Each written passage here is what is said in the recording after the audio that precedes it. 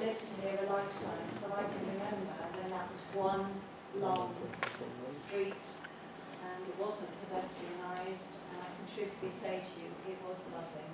Yeah, okay. Don't know if everybody, did everyone hear that? I'm sorry. He's saying that the High Street was buzzing when it was open to traffic. Can I take your last question, please? Yourself and Richard mentioned earlier about sometimes developers being the problem, that they kind of might gazump our aspirations. One of the things I find sometimes is that the council aren't necessarily as transparent and open about what they're up to sometimes with assets of community value. Churchill Gardens, close to where I live, is by far the busiest children's park in Bournemouth. Massively, massively busy. We've got our 3 local councillors here and Sue Bickler. I think there's somebody from the youth service. There's a small building there.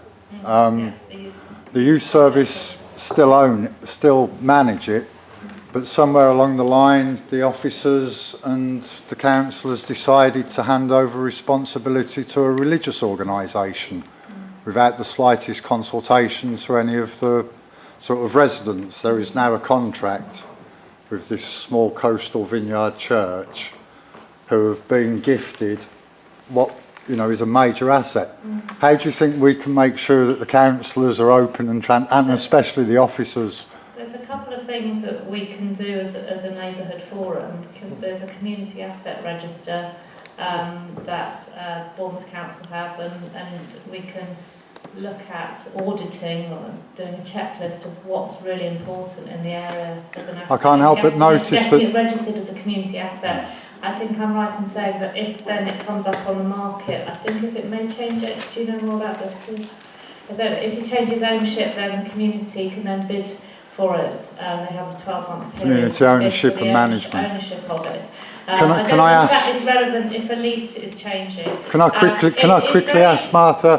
Has Churchill Gardens come up in any of the conversations and meetings you've been at so far? I know exactly what you're talking. The place. I've been to the place, but it's not something that. I mean, we're really early in the process, so it's not. I know Harry knows all that. I suppose I just want to make sure that at this AGM that we start looking at concepts of community ownership and management, and that we start identifying those assets that might be of benefit. have a list of community assets.